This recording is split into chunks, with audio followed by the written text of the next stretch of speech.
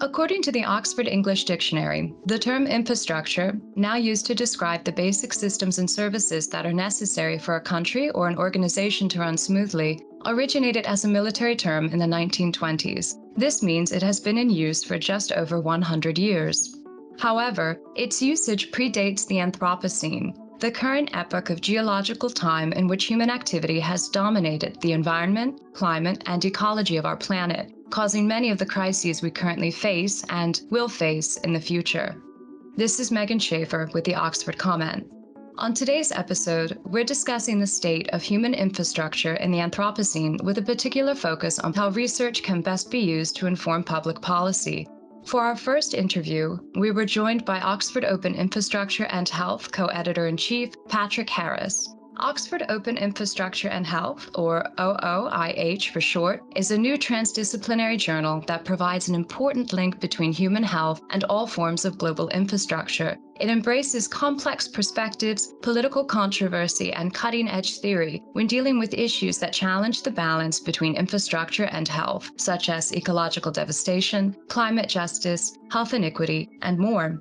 Dr. Harris has been an investigator on competitive research funding and has 160 publications across his career, including 80 journal articles and a recently published book, Illuminating Policy for Health. Hi, Patrick. It's great to have you on the podcast. Would you mind introducing yourself? Yes, so my name's Patrick Harris. I am an academic working in Australia, although I work internationally, as with the journal. I work for a university called the University of New South Wales, and I run a centre called the Centre for Health Equity Training, Research and Evaluation. Thank you so much. How has your background led to your vision for Oxford Open Infrastructure and Health? So my colleague Evelyn Deleu and I had the idea for OOIH a couple of years ago. My background's really in actually, both of our backgrounds really in health, focusing on health and cities, with a particular policy focus on political science and understanding how cities are made from a political perspective. And my work really led me, for over the last decade, led me to look at what's called land use planning or urban planning. And in that work, I came across this small but then eventually very large thing called infrastructure, which was essentially quite unknown at the time to public health people. And we showed, some work I did showed that infrastructure is a real issue for people who are working particularly around understanding cities. It's almost like infrastructure is the main mechanism by which cities are made. You know, if you think about things like roads or buildings or energy, water, all these things are what's called infrastructure. But public health, which is my discipline and my background, even though we're interested in something called the determinants of health, which links health to what happens in society, we hadn't really made the link back to infrastructure. So that I'd made that link through some research I did. And then Evelyn and I got together, and Evelyn's background's also in she ran a journal called Health Promotion International, and we had this idea together that infrastructure was the new major issue for public health. So she decided to contact Oxford University Press, and then we put in a proposal for the journal, which was accepted, and we're delighted to be in the place we are today. You mentioned in a blog post written with co-editor-in-chief Evelyn Deleu that the outlet OOIH provides has never been more urgent. Can you elaborate on that urgency within the Anthropocene as it relates to infrastructure and health, and how OOIH is poised to meet it? Yeah, so I mean, I think the urgency of climate change and the Anthropocene is not in doubt. So you can see. Well, in fact, at the moment, we've got a heat wave. It's spring and it's 36 degrees here in Australia today. And we've got fires raging around different parts of Australia, despite it being only spring. And you in the Northern Hemisphere has experienced terrible fires this summer. And really, the problem with the Anthropocene is that it's here. it's actually not this idea that is going to happen in the future. It's here. And clear patterns that have been predicted by science are being experienced as part of life now. And so what we need to do is action, essentially, and infrastructure is part of that action. And the links to health from infrastructure and climate change are not they're well known, but they're not really made concretely, and that's what we want the journal to do. So both how infrastructure mitigates and also adapts, helps adapt to climate change are really crucial questions. And focusing in, as I was saying before, about what infrastructure is and how it can help both mitigate the effects of climate change. For instance, ceasing investment in unsustainable and damaging infrastructure like coal mining. That's a bit of a no-brainer for the health of the planet, but there are questions about why is that disinvestment so slow? And we know that the investment in that kind of energy infrastructure is really poor for health globally because of climate change, but also locally for things like air quality and poor air quality, and also a really challenging problem for people when they're working in that industry is how do you decarbonize that industry while also giving people jobs and meaningful jobs in future energy infrastructure that's more sustainable. And then thinking about things like adaptation. So what kind of infrastructure is needed to support the future of a planet at global and local levels? So there's a good example of this is there's a really interesting body called the Climate Overshoot Commission. And that commission's recently produced a report on how to reduce the risk of basically temperature overshoot, so going over 1.5 degrees, which is very likely to happen. And it talks about infrastructure-based actions, like so things like exploring solar radiation modification by cooling the planet by reflecting sunlight through clouds, and also even space-based infrastructure that modifies the radiation from the sun and will keep the planet cool. Now, these things are almost sound crazy, but there really are options that are on the table, and they're infrastructure options for the planet. But the problem is that the Commission's asked for a moratorium on that action because the evidence and the science is not yet clear enough to really proceed, despite there's a political demand for that to proceed. And then thinking locally, so why is it that things like electric vehicles are touted as a sort of sustainability savior for cities? So the challenge with cars is that even EVs is that we know that they create infrastructure which is challenging about how cities run. So if you only run on cars, you're less likely to have a city that's conducive for health and well-being. Even though we need cars, but the fact that there's so much primacy put on roads is not the answer. So the better infrastructure question is how to do different types of infrastructure that support how cities function. So just building roads tends to be about freight, really. So moving freight around cities, not actually people, but then people use their cars if the road's there, which clogs up the road again, for instance. And what really needs to happen is we need better evidence about what different types of infrastructure options will work better for health, particularly in cities locally. What are the components you look for when determining a publishable paper for OOIH? Well, we're very open to different types of knowledge. So we see science as a sort of multifaceted exercise. So we want the best type of robust empirical data, but we also want good critical reflection about the state of knowledge in the field of infrastructure and health. So many people don't realize that evidence gathering adheres to a certain set of rules. So whether or not it's quantitative or qualitative, and what we need is, across both those types of journal articles, is a strong rationale for the work, deep engagement in previous scholarship, if that exists, and it usually does exist, a clear articulation of methodology and methods, and that's all tied together with an excellent narrative or story. In the journal's guidelines, you state that OOIH encourages narrative pieces that may be more visual in essence. Can you elaborate on that, as well as this interest in different approaches to the presentation of research? Yeah, so again, thinking about my background so really from public health research usually works on the basis of words, right?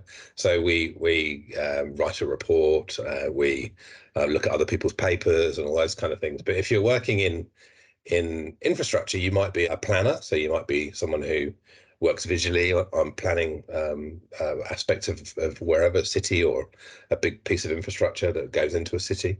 Or you might be an architect who's designing a big building or something like that.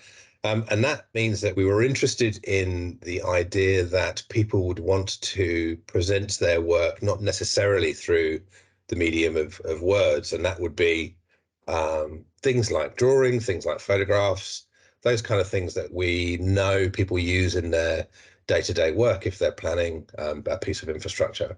And we thought that would be a really good opportunity with this journal to think differently about how though we can get those types of people to present their work differently.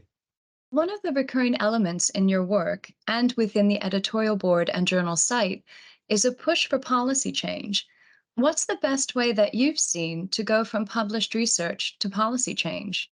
It's an interesting question because a journal like ours has a particular niche within what's called the sort of research to policy dynamic. So being open access helps. That makes the paper more accessible to everyone, including policymakers. But anyway, regardless of that, policymakers tend to be super busy. They're also pretty distracted and also driven by many demands that are quite different from academics and researchers. And often academics and researchers don't understand that. So the best way to get policymakers' attention is really about the content of something is really to write a policy brief, which tends to be a few hundred words or a page at best, that gets to the point and makes recommendations about what policies or actions are needed. And we have that policy brief as a particular type of article or a particular type of publication for the journal. But we also suggest that all submissions consider doing a policy brief because it really helps distill that information for super busy, super distracted, and often kind of disinterested from the detail policymakers. And also, Evelyn and I, as editors in chiefs, our backgrounds in political science, as I was saying before, so we have quite a good understanding of the dynamics of policymaking, and we can help potential authors think about how to position their work as best as possible to attract a policymaker to it. A special issue revolving around AI is currently being developed. Can you talk more about that and let us know what you see as the perils and promotions of AI, specifically in regards to infrastructure and health? Yeah, one of our editorial board actually came up with the idea for the AI. So her name's Sarah Skanazi. So she's from works for Google actually. She's leading the special edition, and as part of that, has identified ways that AI can be useful, but also risks as part of the call for articles. And the premise, to answer your question, the premise of AI is that AI is infrastructure, right? So it underpins current and future societies, and by really supporting decisions that make those societies run. So, for instance, if you shop, AI can when you shop, when you've used your credit card, or the data about your shopping can be used by AI to predict what your preferences are, and use that data to make your lives easier based on what it thinks you need. At a more societal level, AI can inform how a city is run, for instance, based on data about things like health services, transport, crime, schools, and what type of population fluctuations there are, and so on. So AI is potentially useful, and Sarah and others who, when they've been putting the special edition together, have focused on things like how AI can be used to work towards the achievement of the United Nations Sustainable Development Goals, as well as other significant global objectives around climate change and global health, for instance, the Paris Agreement and the WHO's triple billions target. And that's things like enabling data discovery, generating insights from complex data sets, improving predictions, diagnosing, planning, and monitoring, accelerating scientific discovery, and also things like innovation and translating innovation into using data, approximating simulations, and also messaging and communication can be facilitated through AI. However, AI also has lots of risks with it that we don't really know much about, and they're usually concerned what we call equity. So in public health and other disciplines, equity is about who wins and who loses from something. So who benefits and who doesn't from AI. So for instance, how equitable and representative are AI algorithms? So does AI perpetuate inequity for those who have less? by overrepresenting those who already have good access to goods and services, like people who are more able to buy certain things or more able to use certain types of technology. Are they preferenced over others? There's also historical perspectives about the ethics and equity focused research using AI and things like that. And also more actively, so how does AI actually empower its users, like diverse stakeholders, and how do you do things like co-design with communities? So working with communities to understand problems that AI can actually then address. And then finally, really thinking about, not everyone's literate in things like AI, and also that AI information might be misused as something which is to the detriment of people's health. In conclusion, are there other timely topics you would like OOIH to address? One of the benefits of the journal is that we are very urgent. So thinking about things like climate change is really important and crucial that we get good evidence, as I've talked about so far. And really, the infrastructure connection links to public health through acting on making better infrastructure in the face of climate change is a really unknown quantity almost, and that's a space that I really think the journal could fill very quickly because there's an urgency to it. One of the challenges is that the recent climate change agreements have been focusing on local action in response to climate change, but often local action is not connected up through to what happens at a bigger policy level either. In somewhere like the States, at a state level or a federal level. Same here in Australia. What happens locally often doesn't get supported at a state or a federal level, despite needing that innovation. And that kind of local action around infrastructure is really important. You think about something like the heat island effect in cities. That's an infrastructure problem that usually defaults down to local communities or local levels of government. But how do we get that action happening at multiple levels is a really important question, I think, that we'd like to answer.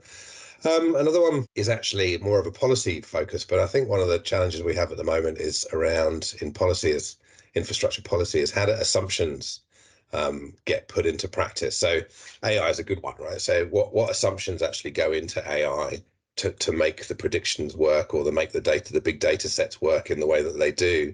Often we don't really break down what those assumptions are. So I was talking about road building before and coal mining.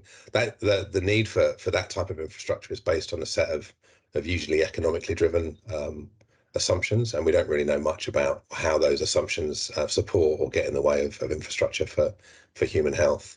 And the last thing I wanted to say is we're really keen on getting really strong empirical pieces through the journal. We've been setting up the journal really with our editorial board through a lot of sort of setting the scene pieces. And we've also published a few reviews, but we're really keen on getting some really strong data-driven pieces from around the world, really to start building the case for how infrastructure really works and interacts with human health in the ways that I've discussed. Thank you so much for joining us today and for sharing more on Oxford Open Infrastructure and Health. I just wanted to say a big thank you to you guys, and thank you to Oxford University Press for being so supportive of us, of the journal. And I'd also like to thank our editorial board. And we look forward to hearing from people around the world who want to make submissions to the journal. Thanks. Our next guest is Jonathan Pickering, co-author of The Politics of the Anthropocene, the winner of the 2019 Clay Morgan Award Committee for Best Book in Environmental Political Theory. We spoke with him about how the shift from the Holocene to the Anthropocene has affected our core infrastructure systems and how good governance can help us mitigate the many challenges we'll face in the future. Hi, Jonathan. Thank you so much for joining us today. Would you mind introducing yourself and your scholarship? Sure. Thanks very much, Megan, and thanks for the invitation to join the show.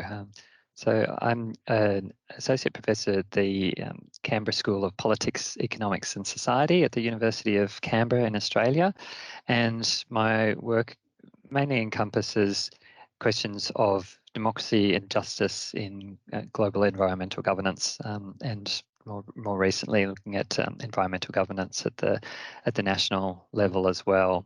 Before teaching in international relations a few years ago, I did a postdoc at the Centre for Deliberative Democracy and Global Governance also at the University of Canberra, and there I was working with John Dryzek, who's the founder of the centre, and we were working on a project on deliberating in the Anthropocene, and so this is how my first exposure to the Anthropocene and some of the debates around it came about. And in 2019, we published a book with OUP on the politics of the Anthropocene.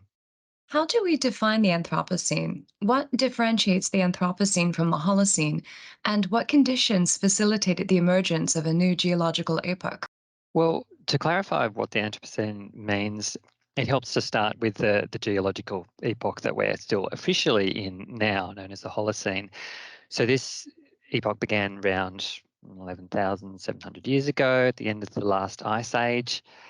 And for most of the Holocene, the Earth's climate has been relatively stable, and in that, in turn, provided relatively favourable conditions for the emergence of large-scale agriculture, subsequently cities, industrialisation, and so on. But of course, that brought with it a growing range of environmental impacts, impacts on the geology of the planet as well. And 20 or so years ago, the scientists Paul Crutzen and Eugene Stoermer proposed that humans had altered the planet to such an extent that we'd now left the Holocene and entered an epoch known as the Anthropocene. Some people pronounce it Anthropocene, of course, and John and I had various debates about that, but we agreed to disagree on the basis of like the song about you say tomato, I say tomato.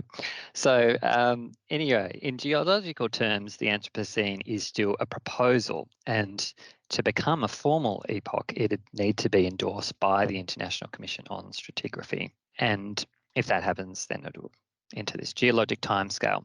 And there's division within the geological community about whether it makes sense to recognise a new epoch, and even amongst those who consider that the Anthropocene should be declared, there are questions about when it began. And this is to a large extent a tussle over what factors have been driving the Anthropocene. Is it colonialism? Is it capitalism, industrialisation, and so on?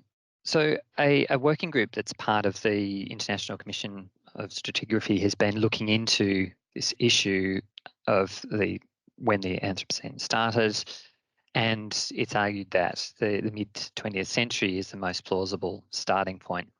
And this is because the post-World War II period marks the beginning of what's known as the Great Acceleration.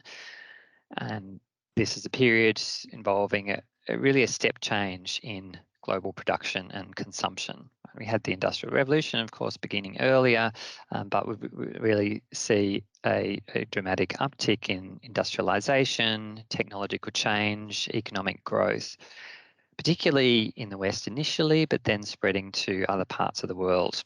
And this corresponding rise in the extraction of natural resources, all the environmental pollution associated with industrialisation brought with it a range of problems, not just sort of local level pollution, but increasingly environmental impacts at a planetary scale, climate change, large-scale deforestation, biodiversity loss, and so on. Now, these changes are becoming evident in the geological record itself, but they've also destabilised the planet's life support systems. And in doing so, they're putting the well-being of humans and countless other species at risk. So in the book that John Dryzek and I wrote, our argument ultimately didn't hinge exactly on when the Anthropocene began or even whether the term got the seal of approval from the geological community. But in any case, the idea has taken on life of its own in many areas of the social sciences and humanities. As you can imagine, there's also a robust debate about the term, a number of critiques, and we address some of these in the book. But for us, the fundamental issue was that the planet is now entering unknown territory, and our political institutions need to find a way of coming to terms with this. In which practices or ways of thinking from the Holocene are we still engaged, and why is this problematic?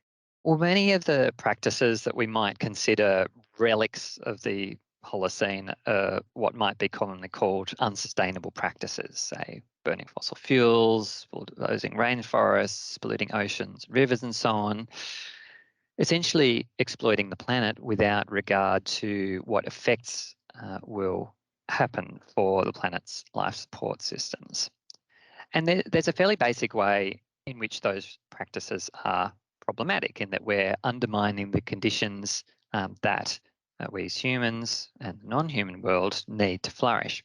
But in the book, we go a step further in our diagnosis of the problem, and we trace many of these unsustainable practices back to the role of dominant institutions that emerged during the Holocene. And these institutions remain stuck in what we call pathological path dependencies. So one example of this might be, say, markets that generate profits by ignoring or externalizing their environmental impacts. Or another example might be governments that rely on resource extraction to maintain their authority.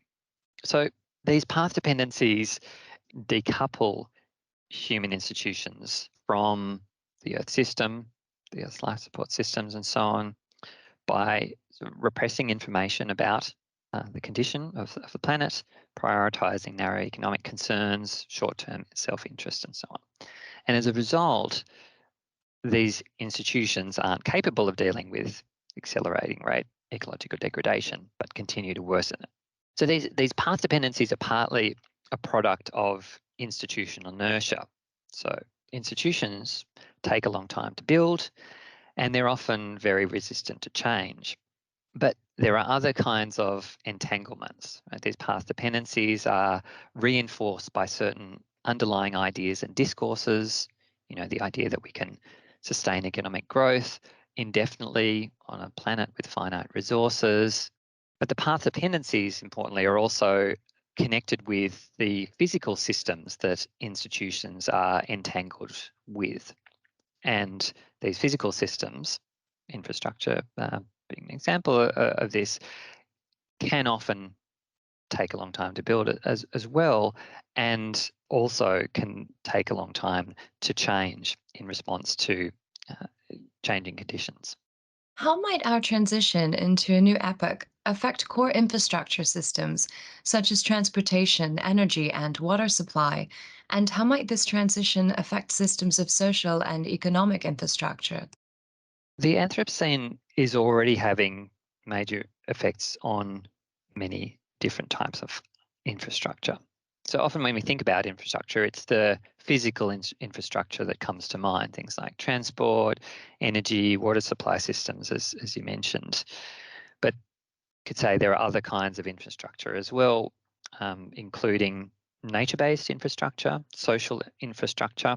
These are discussed amongst other things in the most recent assessment report of the Intergovernmental Panel on Climate Change. So nature-based infrastructure might include things like urban trees, parks, wetlands, and so on, while social infrastructure in a broad sense includes things like the institutions that underpin how our societies function, social welfare systems, health, education, and the like. And all of these types of infrastructure are increasingly at risk from the instability associated with the Anthropocene. Now, climate change is only one facet of the Anthropocene. Maybe it's the one that might first come to mind for people. It's also the area that I'm more familiar with. So I might just give a few examples from this area. So one of the biggest dangers of climate change is a risk that the Earth could reach dangerous tipping points, say where warming reaches a point where major glaciers melt, we end up with sea levels rising potentially several metres. And at the extreme, large areas of major cities could be submerged, Mumbai, Manhattan, areas of the Mekong Delta, and so on. Some small island states like Tuvalu, the Pacific. And of course, any infrastructure in those areas that's submerged will cease to function. But the problem extends much further. So even before sea level rise gets much worse, and even in areas that are much higher, climate change is already putting stress on infrastructure, and this stress will only continue to build. So, for example, many bridges, railways, and buildings aren't designed to cope with higher temperatures. And infrastructure can also be hard hit by the disasters like fires, floods, cyclones that are expected to increase in intensity or frequency as a result of climate change. So in my home country of Australia, you had huge bushfires in 2019-20, and they not only wiped out huge areas of bushland, killed billions of animals, dozens of people, devastated thousands of homes, but they also hit transport infrastructure, caused blackouts where energy infrastructure was hit. And different infrastructure systems are interlinked, so damage to one sector can have knock-on effects. You might have flooding that disrupts energy networks, which then in turn disrupts transportation systems, healthcare systems, and so on. And so far, I've mainly talked about the impacts of climate change on infrastructure, but it's also the case that physical infrastructure itself has been a major driver of climate change. Right? If we think about the fossil fuels we burn to generate electricity, manufacture things, and so on, transport. And the enormous amount of physical infrastructure that we've built will also leave traces on the geological record, particularly for all the concrete we've made. Apparently, it's the most abundant human-created material on the planet. And ultimately, so we need to be concerned about what impacts climate change, other Anthropocene problems will have on infrastructure, how infrastructure is contributing to climate change. But one final point that's perhaps worth making is that when we're thinking about these impacts, we're ultimately not just concerned about the infrastructure for its own sake, right? The infrastructure is there for a purpose, and ultimately we need to be thinking about how these impacts on infrastructure affect people's ability to live decent lives. So I've already mentioned how low-lying areas will be more heavily affected by sea level rise, but a common thread worldwide is that by and large, the poorest and most vulnerable will be hardest hit by the impacts of climate change. So this may be because they have limited or unreliable access to the infrastructure that they need to meet their basic needs, electricity, running water, and so on. Or when disasters hit, they may be hit harder because the infrastructure fails on them. And there was a tragic example earlier this year where there was heavy flooding, and rainfall and flooding in Libya, and this led to the collapse of two dams, which in turn flooded the city of Derna, killing thousands of people.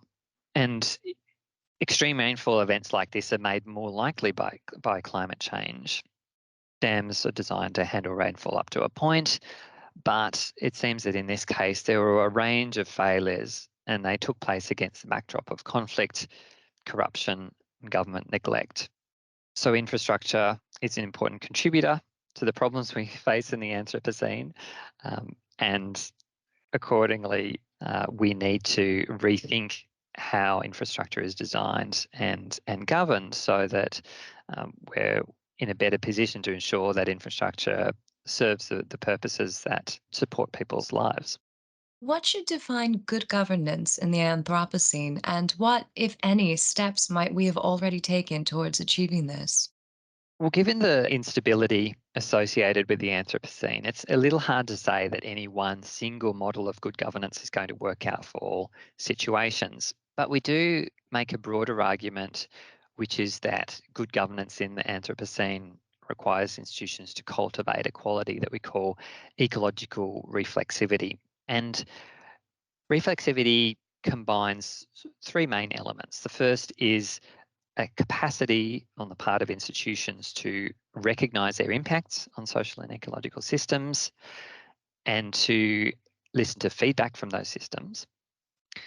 Second, institutions need to critically reflect on their core values in the light of this feedback and in the light of their experiences. And then thirdly, to give effect to that rethinking, institutions need to respond by transforming their values and practices.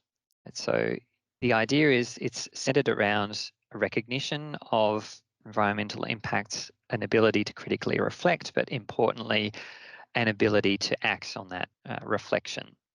Well, how do we create reflexive institutions? There are a couple of different aspects to this. One is about the nuts and bolts of institutional design, if you like, and the other is a broader political question about what kinds of forces or drivers could trigger the kind of reflective practices that we need.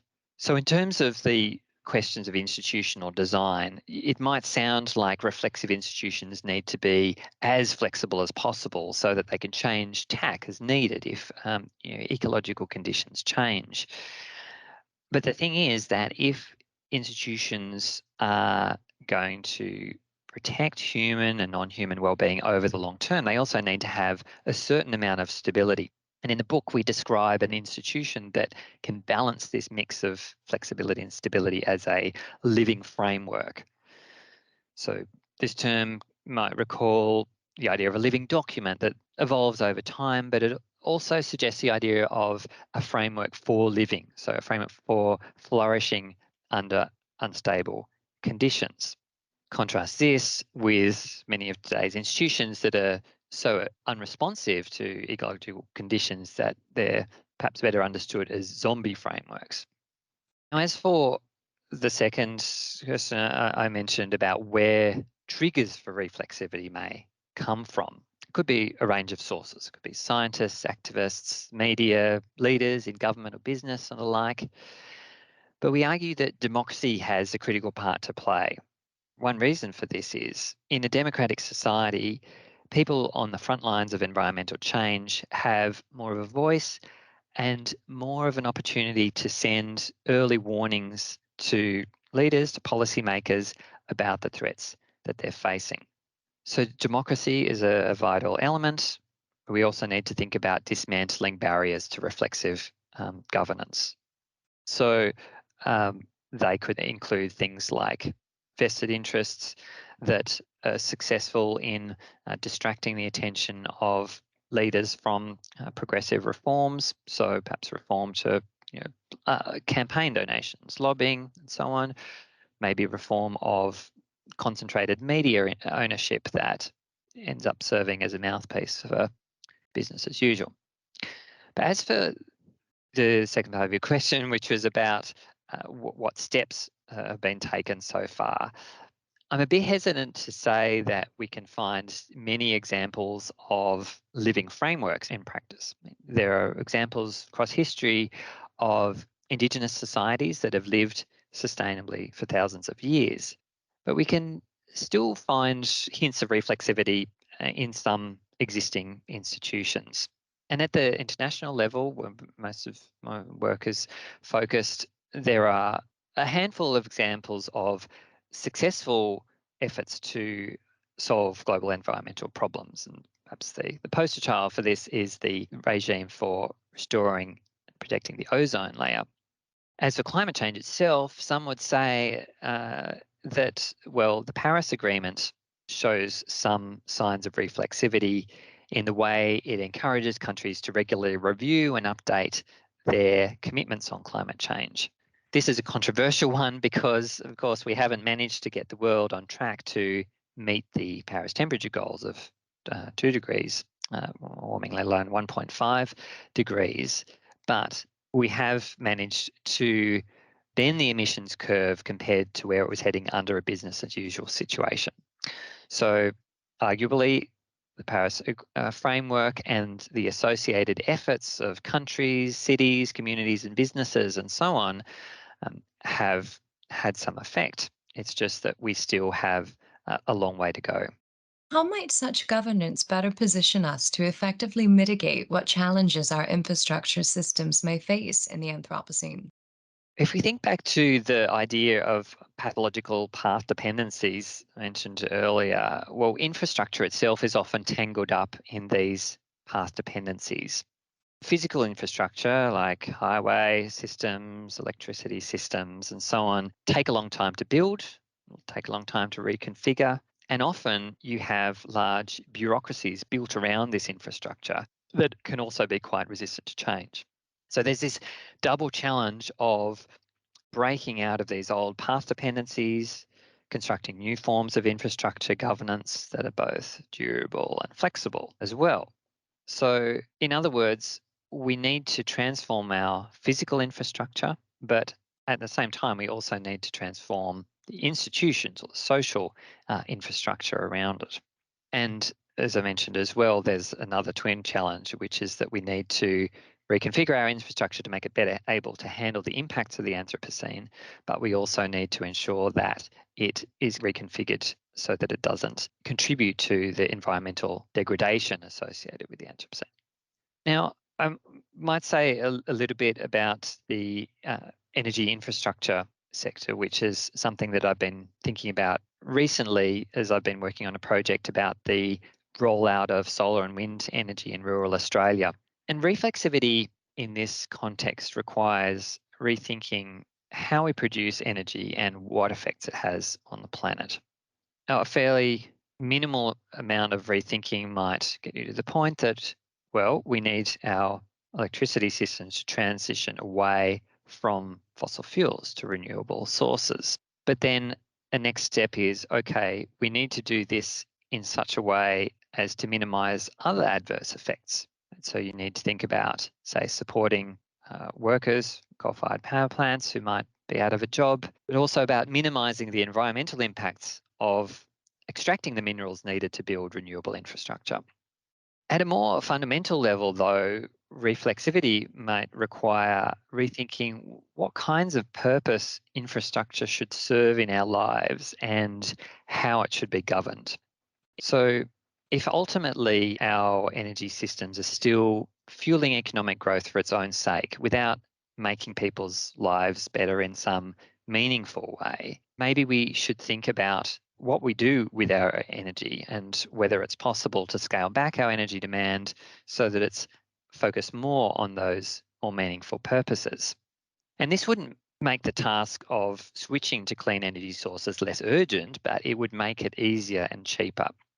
And similarly, if we're thinking about overhauling our energy infrastructure, we need to be thinking about opportunities to make it fairer and more democratic. So many households in Australia and elsewhere are now generating their own energy on their rooftops, solar panels. And so for many people, the idea of being less dependent on large energy companies is quite empowering.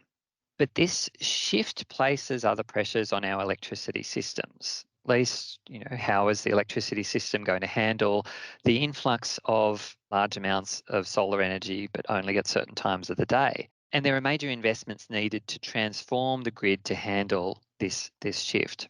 Many people, so particularly people, say, renting their accommodation, can't afford to put panels on their own houses, and they're in less of a position to reap the benefits of the energy transition.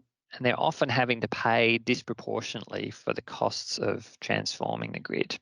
So there's a lot of questions there about how energy infrastructure is designed and governed so that the services that it provides are more accessible and more equitable for different communities.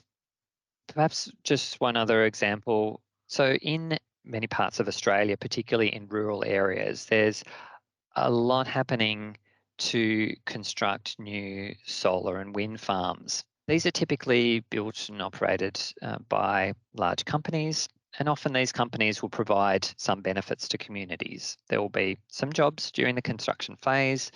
They might, say, sponsor new facilities for communities and so on. But there's very little support in place for rural communities to set up their own energy cooperatives or the like. And these sorts of forms often have a much greater degree of social acceptance, and they give communities a greater say in decision making. So there are other ways in which we can think about how energy infrastructure could be governed that could be more empowering and overcome some of the opposition that we're seeing in many areas to the dramatic shift in infrastructure in rural areas. Infrastructure is a highly complex area, and I don't claim to be an expert on the technical aspects myself. So, it's vital that you have engineers, other experts involved in how it's designed and governed. But at the same time, it's not just an engineering problem or even an economic problem, right? How we should reconfigure infrastructure in the Anthropocene. It's just as much a social and political problem. So we need to pay close attention to the political opportunities for change, barriers to change, and we need to have democratic debates about the future of infrastructure. And this is where, say, social scientists have a role to play in informing these debates. And perhaps the last point I'd make is that, well, I've mentioned that governing infrastructure in the Anthropocene is going to be a challenging undertaking, but I don't want to suggest that it's impossible. So, some of the steps mentioned, say good public transport systems or community energy groups and so on, are already in place in many parts of the world. So it's a matter of seeing how some of these ideas could be adapted to different social contexts, how barriers to their adoption could be lifted, and so on. So we may be entering unknown territory in the Anthropocene, but that doesn't mean we're inevitably going to end up being lost. We just need to find a way forward collectively and democratically. Thank you again for joining us and sharing your insight. Thanks very much. It's been a pleasure. We want to thank our guests, Patrick Harris and Jonathan Pickering, for speaking with us about infrastructure and public policy in the age of the Anthropocene. Please check out our show notes on the OUP blog for a recommended reading list exploring just a few of the ideas discussed today. New episodes of the Oxford Comment will premiere on the last Tuesday of each month. Be sure to follow Oxford Academic on Facebook, Twitter, SoundCloud, and YouTube to stay up to date on upcoming podcast episodes. While you're at it, please do subscribe to the Oxford Comment wherever you regularly listen to podcasts, including Apple, Google, and Spotify. Lastly, we want to thank the crew of the Oxford Comment for their assistance on today's episode. Episode 88 was produced by Stephen Filippi, Ed Amar, and me, Megan Schaefer. Thank you for listening.